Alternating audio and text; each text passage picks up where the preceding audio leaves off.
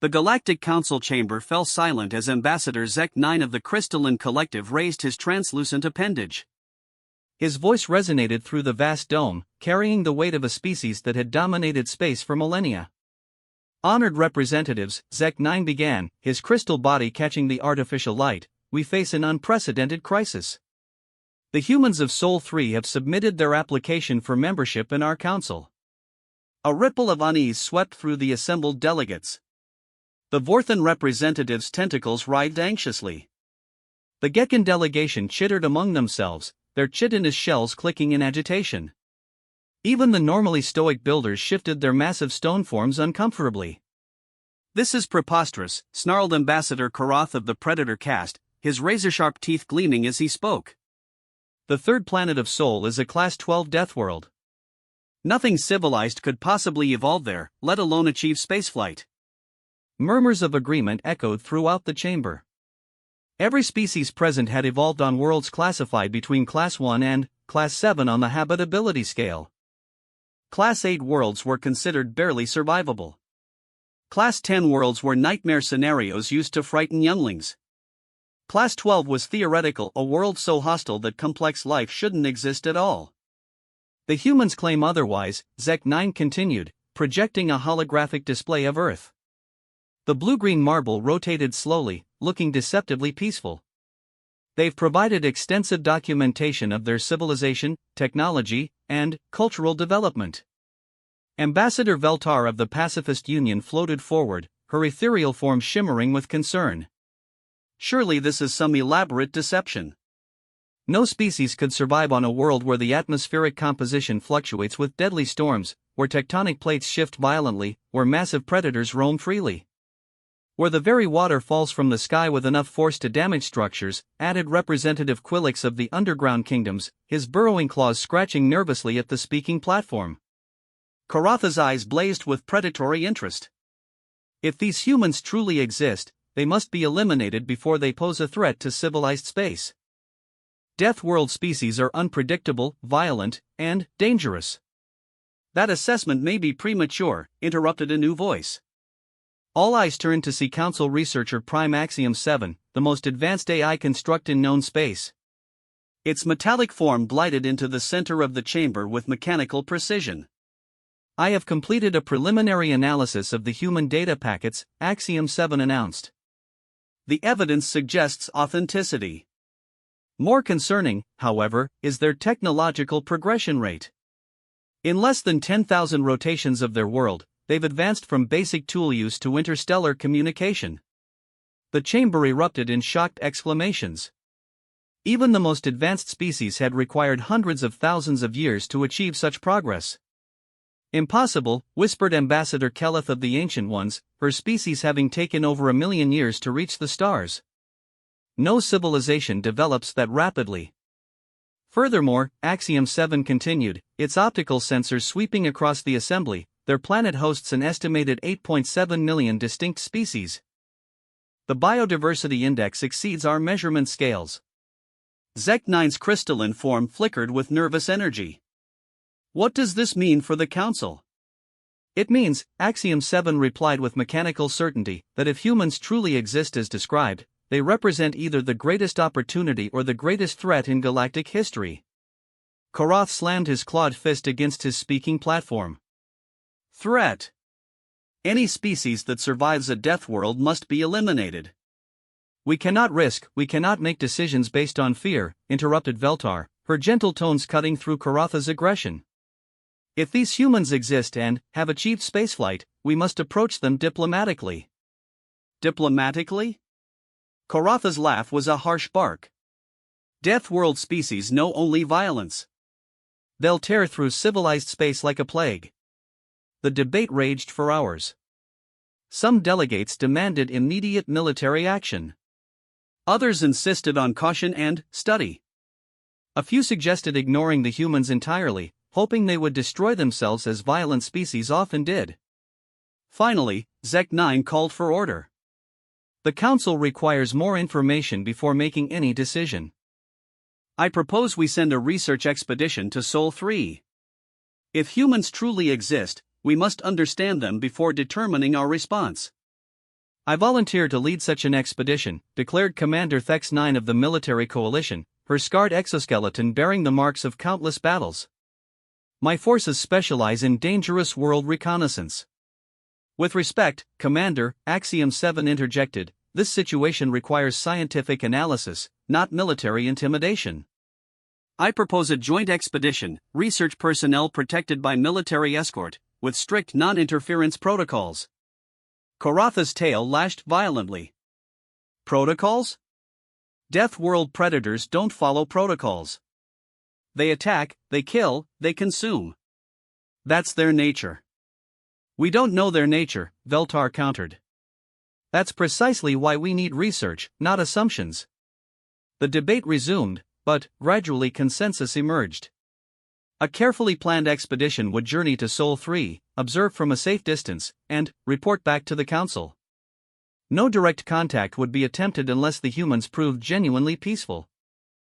3 months later, the research vessel Harmonious Discovery departed the Crystalline Collective's home system. Its crew included representatives from 12 different species, each bringing their own expertise and perspective.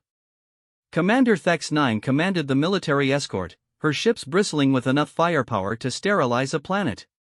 She remained convinced they would need every weapon to survive contact with Death World predators.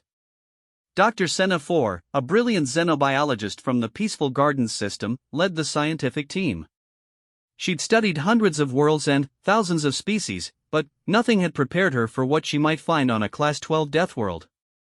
Axiom 7 coordinated data collection and analysis, its advanced processors working constantly to interpret the flood of information streaming from long-range sensors as they approached Sol system. The journey took 4 standard months, even with their fastest hyperdrive systems. As they drew closer to Sol 3, the sensor readings became increasingly disturbing. "Impossible," Dr. Senna 4 whispered as she reviewed the biological surveys. "The predator density is beyond any theoretical maximum. How do prey species survive long enough to reproduce?" Axiom 7's optical sensors focused on the streaming data. More concerning is the evidence of tool use among multiple species. Preliminary scans suggest widespread manipulation of the environment by the dominant species. Commander Thex 9 studied the tactical assessments with growing alarm. The atmospheric composition varies by region and season. Violent weather systems span entire continents. The geological activity could destroy our ships if we ventured too close. Yet according to their transmissions, humans inhabit every continent, Dr. Senna 4 noted. They've established settlements and environments that would kill most of our species within minutes. The expedition established a monitoring station in the outer asteroid belt, far enough from Earth to remain undetected but close enough to conduct detailed observations. What they discovered in the following weeks challenged everything they thought they knew about life, evolution, and survival. The humans weren't just surviving on their death world, they were thriving. Their settlements dotted every habitable region and many that shouldn't have been habitable at all. They'd built structures that withstood the violent weather, developed agriculture in hostile climates, and somehow coexisted with predators that should have driven them to extinction. "Look at this footage from the northern continent," Dr. Senna 4 called to her colleagues. The holographic display showed a human settlement surrounded by towering white trees. "Those aren't trees, they're some kind of frozen precipitation. The temperature readings indicate lethal cold for most known species. Yet the humans appear to be thriving," Axiom 7 observed.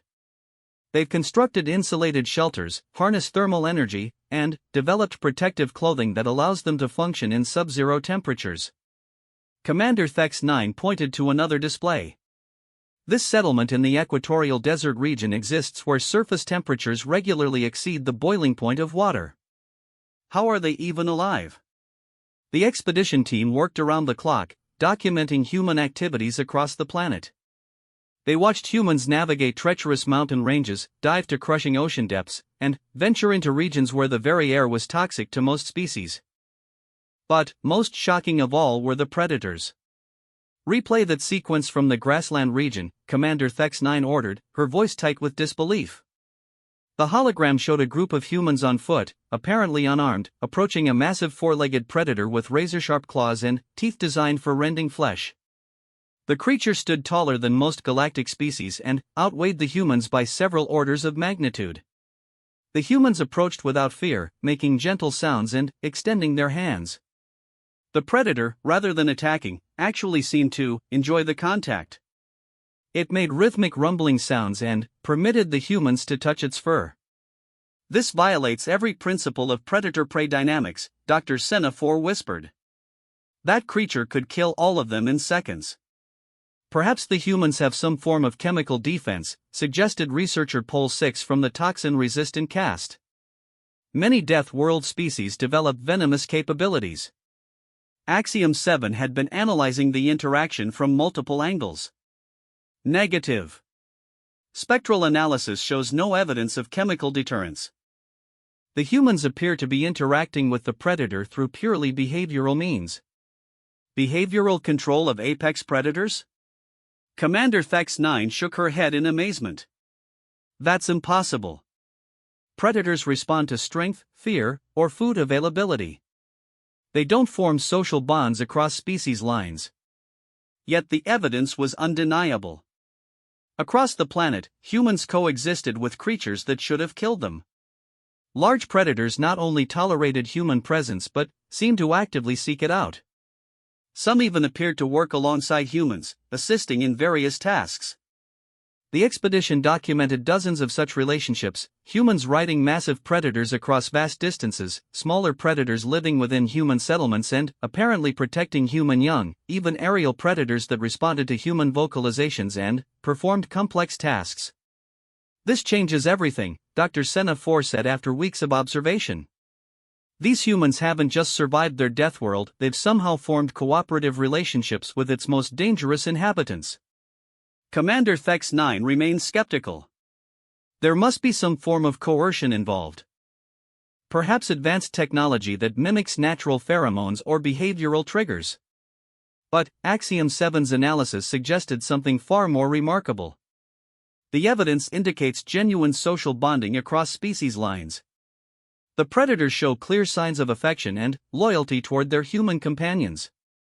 This represents an evolutionary adaptation unprecedented in galactic biology.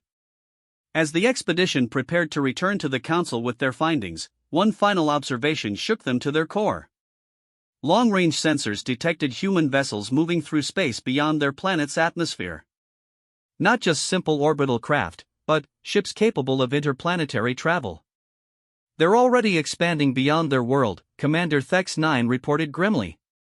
If they can survive a Class 12 death world and control apex predators, what happens when they encounter civilized species?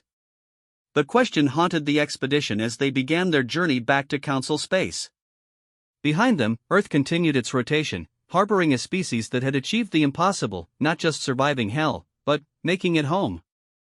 The humans had no idea that their every move was being watched, analyzed, and debated by a galactic civilization that couldn't decide whether they represented salvation or doom.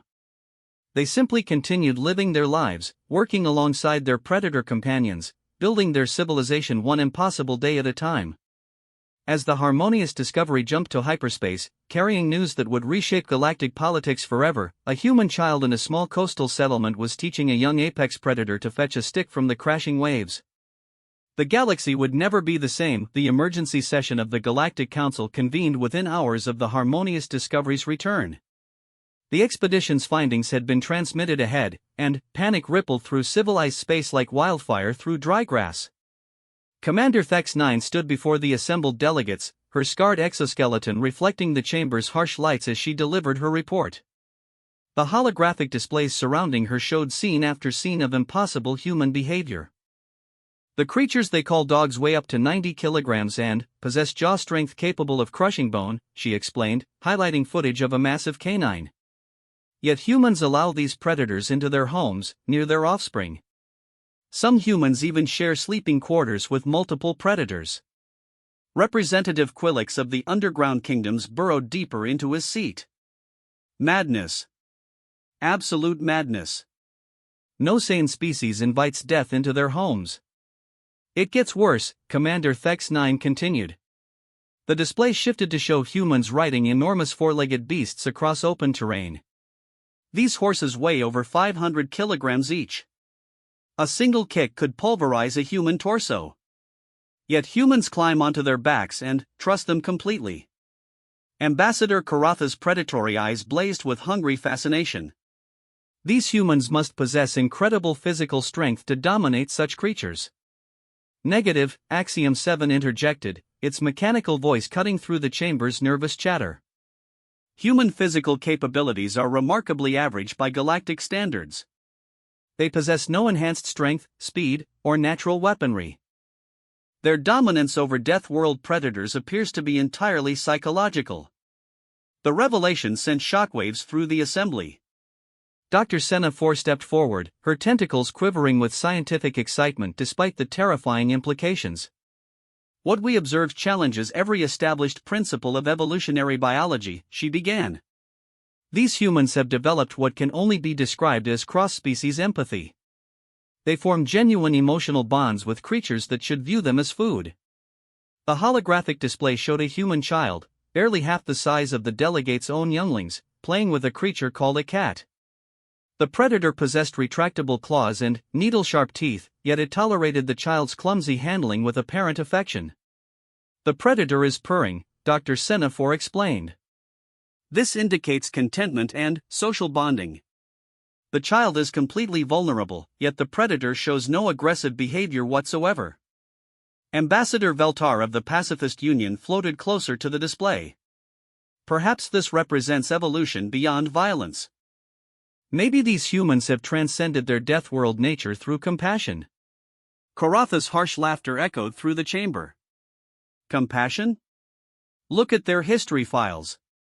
These humans have waged countless wars against their own species. They've developed weapons capable of rendering their entire planet uninhabitable. They're apex predators who've simply learned to camouflage their true nature. The debate that followed was unlike anything in Council history. Some delegates saw hope in humanity's apparent ability to transcend predator-prey relationships. Others viewed it as evidence of sophisticated manipulation that made them even more dangerous than traditional predators. Ambassador Zek 9 called for order as the discussion grew increasingly heated. We must focus on facts, not speculation. Commander Thex 9, did the humans demonstrate any awareness of your expedition's presence? Negative, the commander replied. We maintained a safe distance and employed full stealth protocols. However, their technological capabilities are advancing rapidly. They've established permanent settlements on their world's natural satellite and are developing faster-than-light communication. How rapidly? Asked Representative Keleth of the Ancient Ones, her voice tight with concern. Axiom 7 projected a timeline showing human technological development. Their progress is exponential. Based on current trends, they'll achieve faster-than-light travel within 50 to 100 standard years.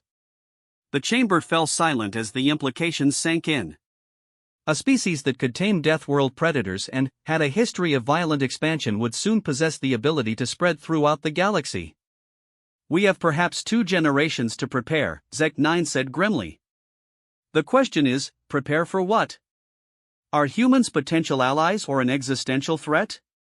Dr. Senna 4 had been studying the expedition data continuously since their return. I believe the answer lies in understanding how they achieved these impossible relationships with their planet's predators. If we can comprehend their methods, we might predict their behavior toward other species. She activated a new holographic sequence showing human settlements during various catastrophic events. Massive storms that would level most galactic cities, earthquakes that split the ground open, floods that swept away entire regions. Notice how they respond to natural disasters, she pointed out. They don't simply flee or hide. They organize rescue operations, risk their lives to save strangers, even attempt to rescue their predator companions. The display showed humans wading through floodwaters to reach stranded animals, carrying creatures much larger than themselves to safety, even venturing into collapsed structures to rescue trapped predators. This behavior makes no evolutionary sense, declared Representative Thokmajor of the Logic Caste. Risking one's life for another species provides no genetic advantage. Unless, Dr. Senna 4 said quietly, they've developed beyond purely genetic motivations. What if their bonds with predators aren't based on survival advantage but on genuine emotional connection? The suggestion was revolutionary. Every known civilization had evolved through competition, dominance, and survival of the fittest. The concept of forming bonds based purely on emotional attachment was theoretically possible but had never been observed on such a massive scale. Commander Thex-9 activated another display. This footage shows their response to predator aggression. The scene depicted a human settlement under attack by a pack of massive, wolf-like creatures. Instead of fleeing or fighting, the humans formed protective circles around their young while making specific vocalizations. "Watch carefully," she instructed. Several of the attacking predators suddenly broke away from the pack, positioning themselves between the wild animals and the humans. A battle ensued between the domesticated and wild predators while the humans remained protected. Their predator companions defended them, observed Axiom 7. This suggests genuine loyalty rather than mere conditioning. The implications were staggering. If humans could inspire such loyalty in Death World predators, what would happen when they encountered galactic civilization? Would they attempt to domesticate other species? Could they succeed? Representative Koroth stood abruptly, his claws extending in agitation. "We're debating whether to fear or embrace our own destruction. These humans are Death World predators who've learned to manipulate other predators. When they reach the stars, they'll view us as either prey or potential servants." "You assume malicious intent without evidence," countered Veltar. "Perhaps their capacity for cross-species bonding represents evolution beyond violence. They might offer peace rather than conquest." "Peace?" Karotha's voice dripped with scorn.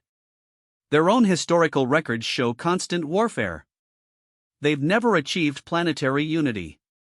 What makes you think they'll offer peace to alien species when they can't even maintain it among themselves?" Dr. Senna 4 had been analyzing human communication intercepts during the debate. Actually, their recent history shows a significant trend toward cooperation. They've established global communication networks, international trade systems, and collaborative scientific ventures. Their warfare has decreased substantially in recent centuries. "Consolidation before expansion," Koroth countered. "Classic predator behavior. Unite your pack, then hunt larger prey." The debate raged through multiple session cycles. Some delegates proposed immediate military intervention, striking before humans achieved interstellar capability. Others suggested attempting diplomatic contact to gauge human intentions. A few recommended complete isolation, hoping humans would remain confined to their system. Finally, Elder Sage Zenith of the Contemplative Order spoke for the first time in the session. Her ancient voice carried the weight of millennia of wisdom. "We debate threat or opportunity, but we ignore the most important question," she said slowly. "What do these humans want?" The chamber fell silent. For all their observation and analysis, they had focused on human capabilities rather than human motivations. "Their behavior toward predators suggests they seek companionship rather than dominance," Zenith continued. "They risk their lives to save other species. They form emotional bonds across genetic barriers. Perhaps they seek not conquest but connection. Or perhaps," Koroth interjected darkly, "they seek the ultimate hunt. What greater challenge could Death World predators want than an entire galaxy full of new prey species?" Commander Thex-9 activated one final display. "This may provide insight into their intentions." The hologram showed a human space station under construction in Earth's orbit. The massive structure bristled with communication arrays rather than weapons. "They're building an interstellar communication platform," Axiom 7 observed. "The design suggests they intend to broadcast messages into deep space rather than launch military expeditions." "Messages to whom?" asked Sec-9. "Unknown," Axiom 7 replied. "But the power output suggests they're attempting to reach extreme distances. They may be trying to make contact with other civilizations." The revelation changed everything. If humans were actively seeking contact rather than planning conquest, it suggested very different motivations than traditional predator species. Dr. Senna 4 reviewed the construction details with growing excitement. The station includes scientific laboratories, cultural archives, and what appears to be habitat modules designed for multiple species. They're preparing to host visitors. Or to study captured specimens, Korath said grimly. Elder Sage Zenith raised a withered appendage for attention. I propose a radical solution to our dilemma. Since we cannot determine human intentions from observation alone, we should test them directly. The chamber erupted in shocked protests. Direct contact with an unknown species was dangerous enough. Direct contact with Death World predators was potential suicide. What do you propose, Elder? Zek 9 asked once order was restored. A controlled first contact scenario, Zenith replied. Select a small team of volunteers. Approach the human communication station openly. Gauge their response to peaceful contact with alien life. Volunteers for a suicide mission, Korath muttered. Perhaps, Zenith acknowledged. But, if humans possess the capacity for cross-species bonding they've demonstrated with their predator companions, such a mission might achieve something unprecedented in galactic history. And, if they don't, pressed Commander Thex 9. Then, we'll learn that lesson as well, and respond accordingly. The debate continued for days as delegates considered the unprecedented proposal. Never before had the Council deliberately initiated contact with a potentially hostile species. The risks were enormous, but so were the potential rewards. If humans could form genuine bonds with alien life, they might represent the key to a new era of galactic cooperation. If they couldn't, the Council would learn the extent of the threat while it was still manageable. As the session adjourned with no final decision reached, secret communications began flowing between various faction leaders. Some plotted military intervention. Others prepared diplomatic overtures. A few began considering evacuation plans for their home systems. On Earth, completely unaware of the cosmic debate their existence had triggered, humans continued their impossible daily lives.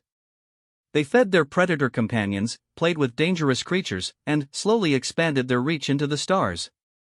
Their new communication station neared completion, ready to broadcast humanity's first intentional message to the cosmos. What they chose to say would determine whether first contact brought friendship or war to the galaxy. The volunteer team assembled at Station Omega 7 was unlike any diplomatic mission in galactic history. 3 representatives from different species, each chosen for their unique qualifications and willingness to risk death for the sake of knowledge. Dr. Senna 4 had volunteered despite her species' natural aversion to danger. Her expertise in xenobiology and demonstrated courage during the initial expedition made her the obvious choice for scientific analysis. Her tentacles betrayed her nervousness as she reviewed the mission parameters for the 100th time.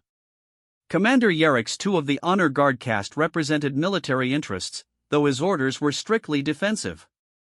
His crystalline armor could withstand most known weapons, and his natural ability to generate electromagnetic pulses might prove useful against hostile technology.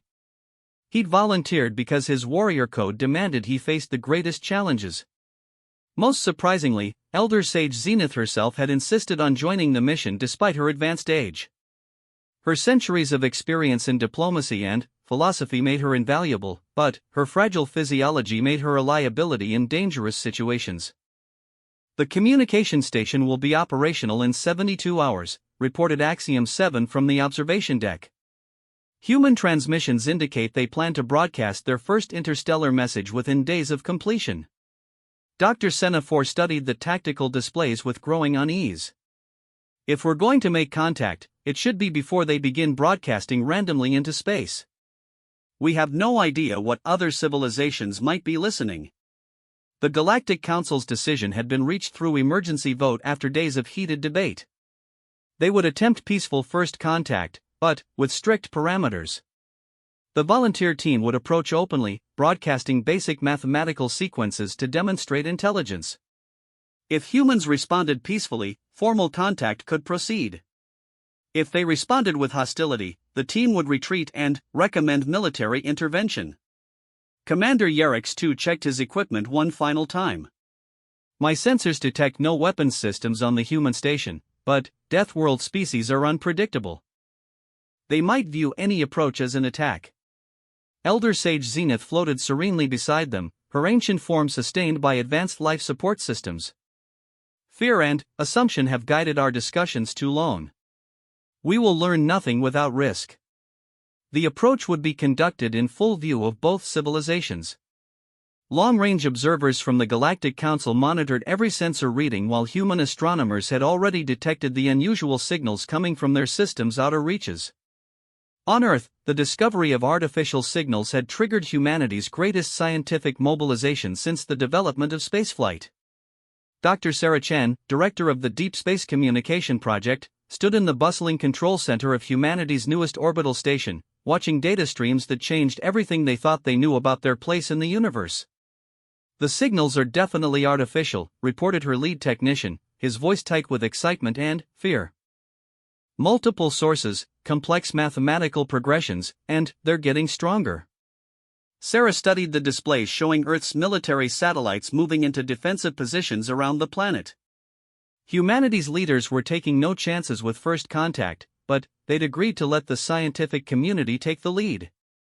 "Whatever's out there is trying to communicate," she concluded. "The question is whether they're saying hello or surrender." 3 days later, the volunteer team's ship Peaceful Inquiry dropped out of hyperspace at the edge of Sol System. Immediately, every sensor aboard human installations detected their arrival. The alien vessel made no attempt at stealth, broadcasting its location and peaceful intentions in the universal language of mathematics. Dr. Chen watched the incoming data with amazement. "It's beautiful," she whispered. The mathematical sequences weren't just communication, they were art. Prime numbers arranged in spiraling patterns, geometric proofs presented as visual poetry, equations that described the fundamental constants of physics expressed with elegant simplicity. "They're showing us they understand the universe the same way we do," observed Dr. James Wright, humanity's leading xenolinguist. "This isn't invasion communication. This is academic discourse." The human response took 18 hours to prepare. Humanity's greatest minds worked together to craft a reply that would demonstrate intelligence, creativity, and peaceful intent. They responded with mathematical concepts of their own, including discoveries unique to human science and artistic arrangements that showcased human aesthetic sensibilities. Aboard the Peaceful Inquiry, the volunteer team analyzed humanity's response with growing wonder. The mathematical proofs were elegant but familiar. What surprised them was the artistic component. "They've included emotional expression in their mathematical communication," Dr. Senafor observed. "Look at this sequence, it's a proof of the relationship between orbital mechanics and musical harmony. Purely theoretical, but presented as beauty." Commander Yerix too studied the tactical implications. "No species includes art in first contact unless they're confident in their defensive capabilities or genuinely peaceful." Elder Sage Zenith's ancient eyes gleamed with satisfaction. "They're trying to share their culture, not demonstrate their power. This suggests the capacity for the cross-species bonding we observed." The exchange of mathematical communications continued for days as both sides gradually increased complexity and revealed more about their respective civilizations. Humans shared their mathematical concepts through music, showing how they discovered universal harmonies in quantum mechanics. The galactic team responded with crystalline growth patterns that demonstrated mathematical beauty in solid form. Trust built slowly through equations. Humans began including references to their biological sciences, showing mathematical models of DNA structure and evolutionary patterns. The aliens responded with their own biological mathematics, revealing the incredible diversity of life throughout the galaxy. Dr. Chen realized they were witnessing something unprecedented. They're not just sharing their knowledge, they're sharing their perspectives. Each species thinks about mathematics differently, but we're finding common ground. The breakthrough came when humans included mathematical references to their relationships with Earth's other species. Complex equations describing pack behavior, herd dynamics, and symbiotic relationships between predators and humans. Dr. Senafor nearly fell from her analysis station when she realized what she was seeing. They're describing their bond with their predator companions mathematically. They've quantified empathy. The equations were unlike anything in galactic science. Humans had developed mathematical models for emotional relationships, trust-building algorithms, and what could only be described as love expressed through numbers. How do you calculate affection? Commander Yerix II asked in bewilderment.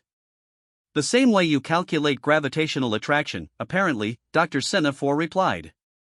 They've treated emotional bonds as measurable forces with predictable effects.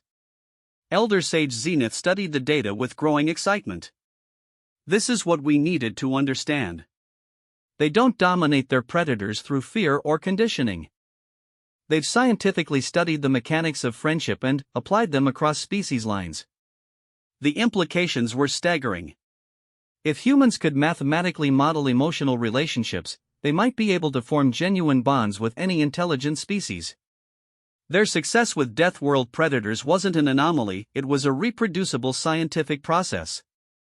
The galactic team made a momentous decision. They would reveal their location and request direct visual communication. The first images exchanged between humanity and galactic civilization sparked wonder and terror in equal measure.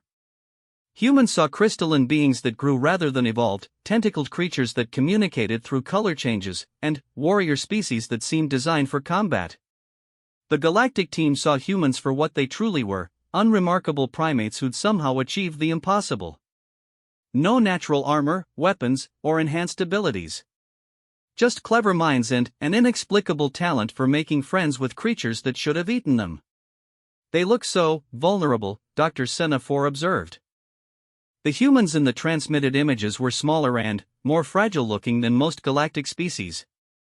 Yet these were the beings who'd tamed Death World predators and built a spacefaring civilization. The human response to seeing alien life was equally surprising. Instead of fear or aggression, they demonstrated immediate curiosity. Dr. Chen's team began broadcasting questions about alien biology, culture, and technology. They wanted to learn, not conquer. How did you evolve crystalline structures, was one of their first questions. What wavelengths do your tentacles perceive that we cannot, was another. Would you like to see more of our world, was perhaps the most significant.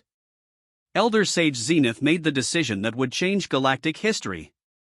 Yes, she replied through their communication system. We would very much like to see your world. The invitation to visit Earth was extended with typical human hospitality. They offered to provide environmental accommodations for different atmospheric requirements, promised complete safety for their visitors, and suggested a cultural exchange program. They want us to meet their predator companions, Dr.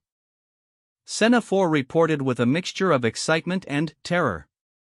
They're treating this like a diplomatic reception where they'll introduce us to their friends. Commander Yerix II checked his weapons systems reflexively. Friends that could tear us apart in seconds. Friends that they've raised from birth to trust aliens, Elder Sage Zenith corrected. If their mathematical models of relationship building are accurate, their predators should accept us as part of their extended pack. The concept was revolutionary. Every galactic species maintained strict barriers between themselves and other forms of life. The idea of creating artificial family groups that crossed species lines was theoretically fascinating and practically terrifying. The approach to Earth took 3 days, with constant communication between the alien ship and human ground control. Humans shared detailed information about their planet's dangers and their preparations to ensure visitor safety. Atmospheric composition adjusted for your respiratory needs, Dr. Chen transmitted. Landing sites selected for minimal predator activity, though some of our companions will be present for the greeting ceremony. Companions for a greeting ceremony, Dr. Semaphore repeated faintly. They're planning to introduce us to apex predators as part of diplomatic protocol. As Earth grew larger in their viewports, the volunteer team saw their destination with new eyes. The blue-green death world that should have been barren wasteland instead buzzed with activity. Orbital installations, surface cities connected by transportation networks, and clear signs of a thriving civilization managing to exist in hell. Look at their cities, Commander Yerix II observed. They're not fortified against predators. They're integrated with the natural environment. The landing coordinates guided them to a facility surrounded by what humans call a park, open spaces filled with vegetation and roaming creatures. As their ship touched down, the volunteer team could see through the viewports that dozens of humans had gathered to welcome them. And, standing calmly beside many of the humans were the predators. Massive canines with alert eyes and powerful jaws. Felines that radiated contained lethality. Even larger creatures that the expedition team recognized from their earlier observations. They brought their apex predators to meet us, Dr. Senna 4 whispered. As family members, Elder Sage Zenith replied with growing wonder. Look at their body language. The humans and predators are relaxed, curious, excited. There's no fear, no dominance displays, no territorial aggression. Dr. Chen's voice came through their communication system one final time before the historic meeting. Welcome to Earth. We've been waiting so long to meet our neighbors in the galaxy. Our friends here are just as excited as we are. The ship's airlock cycled open, and, for the first time in galactic history, alien representatives prepared to walk among Death World predators not as potential prey, but as invited guests. The humans were smiling. The predators were wagging their tails, purring, and making other sounds that suggested welcome rather than threat. Elder Sage Zenith floated forward first, her ancient wisdom guiding her toward a meeting that would reshape the entire galaxy. Hello, she said in carefully practiced human language. We come in peace and friendship. A young human stepped forward, a massive canine predator walking calmly at her side. Hello, she replied in equally careful galactic standard. We've been hoping you'd say that. The first contact between humanity and galactic civilization began with handshakes, tentacle touches, and the sound of predators welcoming aliens to their pack. The first week of interspecies contact revolutionized everything both civilizations thought they knew about life, intelligence, and the nature of friendship itself. Elder Sage Zenith floated in the specially constructed habitat aboard the human orbital station, surrounded by data streams that challenged millennia of galactic wisdom. Through the transparent walls, she could observe Dr. Chen working alongside her team while several Earth predators moved freely through the research areas. This violates every principle of workplace safety, Commander Yerix II observed, his crystalline armor reflecting the warm light as he watched a massive canine casually approach one of the alien visitors. The creature, which humans called Max, had appointed himself unofficial ambassador to the galactic delegation. Dr. Senna 4 had overcome her initial terror enough to allow the predator to sniff her tentacles. The creature's behavioral analysis of alien visitors was apparently considered valuable data by the human scientists. He's memorizing our scent patterns, she explained to her colleagues. Dr. Chen says the dogs can distinguish between over 1 trillion different odor combinations. They're using their predators as living sensor networks. For what purpose? Yerix II asked suspiciously. Friendship identification, replied Dr. James Wright, the human xenolinguist who'd been working closely with the galactic team. Max is learning to recognize you as family. When you visit other human settlements, their predator companions will know you're welcome because they'll carry Max's approval in your scent signature. The concept was so alien to galactic thinking that several council observers had requested the data be transmitted multiple times to ensure accuracy. Humans were creating galaxy-wide social networks using apex predator sensory capabilities. Dr. Chen approached the observation area with her usual enthusiasm, followed by a sleek feline that humans called Shadow. The predator's yellow eyes tracked every movement with lethal precision, yet it showed no aggression toward the alien visitors. We've completed the preliminary cultural exchange protocols, she announced. Your people have shared fascinating insights about crystalline communication methods and tentacle-based art forms. Our predator companions are eager to demonstrate their own capabilities. Elder Sage Zenith's ancient form trembled slightly. What sort of demonstrations? Cooperative problem-solving exercises, Dr. Chen explained. We'd like to show you how different species can work together to overcome challenges. It's the foundation of our entire civilization. The demonstration took place in a specially prepared chamber where humans and their predator companions faced a series of complex puzzles. The galactic delegation watched in amazement as the mixed species teams coordinated their efforts with seamless efficiency.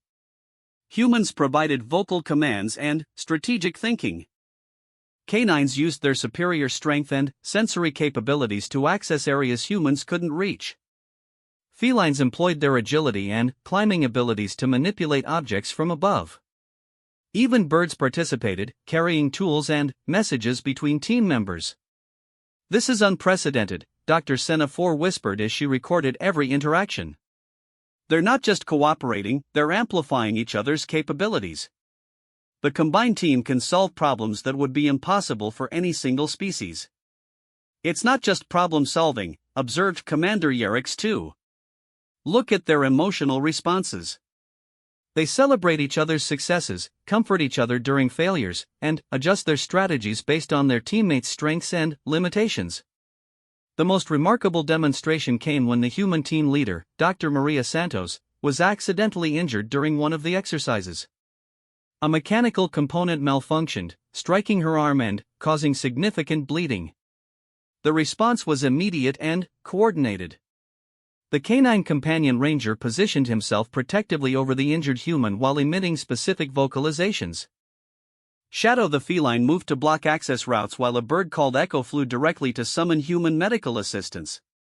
"They've organized a defensive perimeter around their injured pack member," Elder Sage Zenith observed with wonder. "But, notice, they're not aggressive toward us. They understand we're allies, not threats." Dr. Santos continued directing the exercise even while receiving medical treatment, and her predator companions remained alert but calm throughout the process. Once she was stabilized, they resumed their positions as if nothing had happened. "How do you train them to make such complex distinctions?" Dr. Semaphore asked. "We don't train them," Dr. Chen replied. "We raise them as family members. They learn to care about what we care about because they genuinely care about us." The statement sparked intense debate among the galactic observers. Commander Thex 9, monitoring from her battlecruiser in the outer system, transmitted urgent tactical assessments to the Council.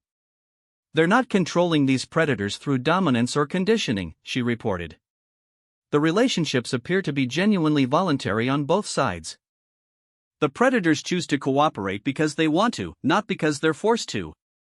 Ambassador Karatha's response crackled through the communication network with barely contained fury. "Impossible. Predators respond to strength and fear. These humans must be using some form of subtle coercion we can't detect." But Axiom 7's analysis contradicted the predator caste representative's assumptions.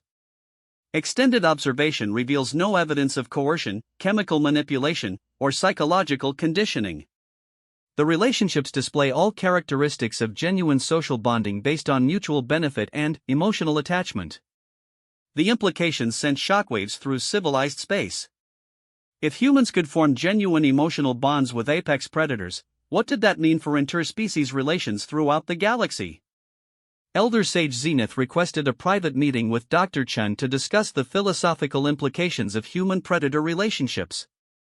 They met in a garden area of the station where various Earth species moved freely among exotic plants and flowing water. "Your civilization has achieved something we thought impossible," Zenith began. "You've transcended the predator-prey dynamic that governs all known life." "How?" Dr. Chen settled onto a bench beside a small pond where colorful fish swam in lazy circles. A large canine sprawled contentedly at her feet while a small feline perched on the bench's armrest. "I think it started with necessity," she replied thoughtfully. "Our world was so dangerous that cooperation became the only survival strategy. But, somewhere along the way, cooperation became genuine affection." "Can you explain the process?" Zenith asked. "How does a species learn to love its predators?" Dr. Chen scratched behind the canine's ears, eliciting a deep rumble of contentment. "We discovered that most predators are actually social creatures who want to belong to a family group. We just had to prove we were worthy of joining their pack, then invite them to join ours." "But the risk." "Every relationship involves risk," Dr. Chen interrupted gently. "The question is whether the benefits outweigh the dangers. In our case, the answer was always yes." She gestured to the creatures around them. "Rex here has saved my life 3 times. Luna warned my family about a gas leak that would have killed us all. Echo found my daughter when she got lost in the mountains." "How do you put a price on that kind of loyalty?" Elder Sage Zenith studied the peaceful scene with growing understanding. You've created artificial family structures that transcend species barriers. The predators protect you because they consider you family, not because they fear you. Exactly. And we protect them in return. It's not domination, it's partnership. The concept was revolutionary enough that the Galactic Council called for an unprecedented joint session to discuss humanity's application for membership. The debate would determine not just Earth's future, but the future of interspecies relations throughout civilized space. Ambassador Koroth led the opposition faction with characteristic aggression. These humans represent an existential threat to galactic order. Their ability to manipulate predator behavior makes them too dangerous to integrate into civilized society. With respect, Dr. Senna 4 countered from her position at the witness platform, I've observed their methods extensively. They don't manipulate, they invite. There's a profound difference. Commander Thex 9 presented military assessments that both supported and concerned Council delegates. Human defensive capabilities are remarkable, but entirely based on cooperation rather than technological superiority. Their predator companions serve as early warning systems, rescue units, and psychological support structures, which makes them incredibly difficult to defeat in combat, Koroth pointed out. An enemy that fights alongside apex predators and has scientific understanding of pack loyalty presents tactical challenges we've never faced. Elder Sage Zenith's testimony carried the weight of direct experience. I've lived among them for weeks now. Their capacity for cross-species bonding isn't limited to their Death World predators. They've extended the same invitation to us. She paused to let the implications sink in. They're not seeking to dominate galactic civilization. They're offering to expand it. The debate continued for days as delegates struggled with concepts that challenged their fundamental understanding of intelligence and civilization. Humans had achieved something unprecedented, they'd evolved beyond the competitive dynamics that drove every other known species. Dr. Chen and her team participated in the proceedings via quantum communication link, answering questions and demonstrating human-predator cooperation in real time. The sight of apex predators calmly interacting with both humans and alien visitors gradually wore down resistance to Earth's membership application. The turning point came when Representative Quillix of the Underground Kingdoms asked a simple question: what do humans want from galactic civilization? Dr. Chen's response was immediate and sincere. Friends. We want to learn about your cultures, share our knowledge, and explore the galaxy together. Our predator companions have taught us that the universe is more interesting when you're not alone. The vote was closer than anyone expected, but humanity's application was ultimately approved. Earth became the first Death World species to join the Galactic Council, setting precedents that would reshape interstellar law for generations. The formal ceremony took place on Earth itself, with delegates from dozens of species gathering in the same park where first contact had occurred. Humans and their predator companions served as hosts, demonstrating the hospitality that would become their trademark throughout the galaxy. Ambassador Koroth attended reluctantly, his warrior instinct still triggered by the casual presence of apex predators. But even he was forced to admit that the human achievement was remarkable, if incomprehensible. How do you know they won't turn on you? He asked Dr. Chen during the reception. She smiled and gestured to Max, who was patiently allowing a group of young alien visitors to examine his fur. The same way I know you won't turn on your fellow council members. Trust builds trust. But I'm intelligent. That creature operates on instinct. Actually, recent studies suggest pack predators are far more intelligent than we originally realized. Max understands complex social hierarchies, remembers individual relationships across years, and even demonstrates what appears to be a sense of humor. As if to prove the point, Max chose that moment to playbow at Koroth, inviting the warrior to engage in a friendly interaction. The ambassador's confused response drew laughter from nearby humans and predators alike. Elder Sage Zenith watched the interaction with deep satisfaction. The galaxy was about to become a much more interesting place. Over the following months, human-led expeditions began exploring nearby systems with their predator companions. Their unique approach to first contact, treating every encounter as a potential friendship rather than a threat assessment, revolutionized galactic diplomacy. They discovered 3 previously unknown civilizations, all of which had been hiding from what they assumed was a hostile galaxy. Humans and their predators served as ambassadors, demonstrating that intelligence and cooperation could transcend species barriers. The first joint human galactic colony was established on Kepler 442b, a world considered marginal by most species but perfectly suited for human adaptability. Within a year, the settlement hosted representatives from 15 different civilizations, all learning to live together under human-developed social protocols. Children of various species played together in carefully supervised groups. Galactic predators began forming cautious friendships with Earth predators. Scientists from different worlds collaborated on projects that would have been impossible without cross-species perspectives. Dr. Chen, now serving as Earth's primary ambassador to the Galactic Council, reflected on the changes during a quiet moment in her orbital office. Shadow sprawled across her desk, purring softly while she reviewed reports from human settlements throughout the galaxy. "We've changed everything, haven't we, girl?" she murmured to the feline. Shadow opened one yellow eye and purred louder, apparently agreeing with the assessment. Outside her window, ships from dozens of different species moved through the Sol system traffic patterns, many of them crewed by mixed-species teams learning human cooperation techniques. Earth had become the galactic center for diplomatic training and interspecies relationship studies. The deadly death world that should have prevented intelligent life from evolving had instead created the galaxy's greatest teachers of friendship. Humans and their predator companions had shown the universe that cooperation was more powerful than competition, that trust was more valuable than dominance, and that even the most unlikely friendships could change everything. Ambassador Karatha's final report to the military coalition was perhaps the most telling assessment of humanity's impact on galactic civilization. They are indeed apex predators, but not in the way we feared.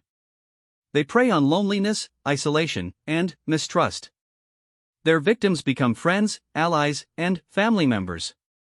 In the end, resistance was futile not because they were stronger, but because they offered something better.